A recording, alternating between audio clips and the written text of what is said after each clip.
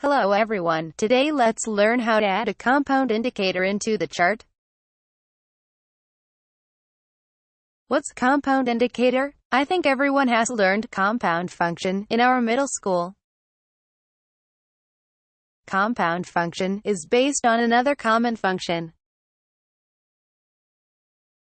So, when we calculate a compound function's result based on another common function's output, that's called compound function.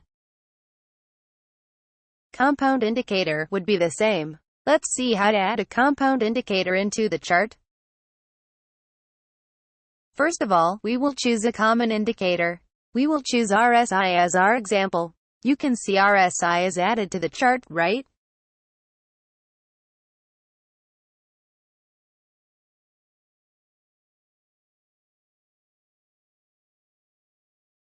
And after that we choose this menu again, but we will not choose this menu item because this menu item will create a new independent indicator. We will choose Add an Indicator menu item of RSI.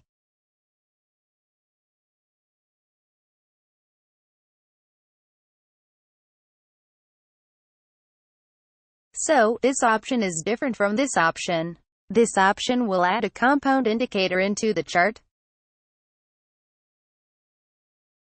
The values on the compound indicator line will be calculated based on the output of RSI. So we will choose this one. To simplify the experiment, we will choose SMA as our compound indicator.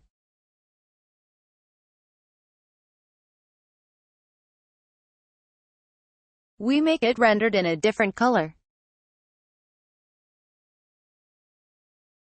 You can see a new compound indicator show up. It's based on RSI's values.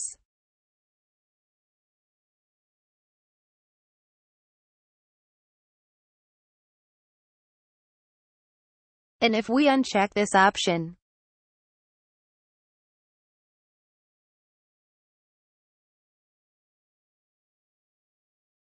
a same indicator will show up in a separate window.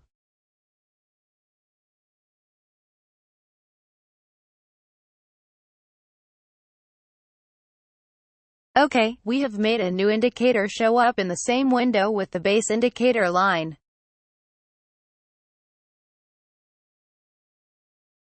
And we have made another one show up in a separate window as well. Okay, if we remove RSI, what will happen?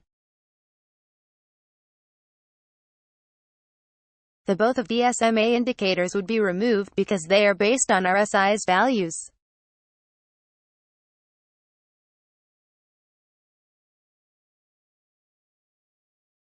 So, they are not independent indicators. If we remove RSI, both of the SMA indicators would be removed as well.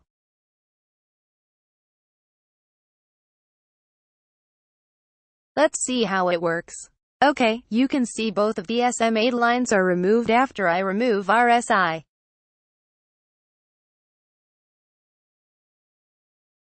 Okay, hopefully today's tutorial video is helpful.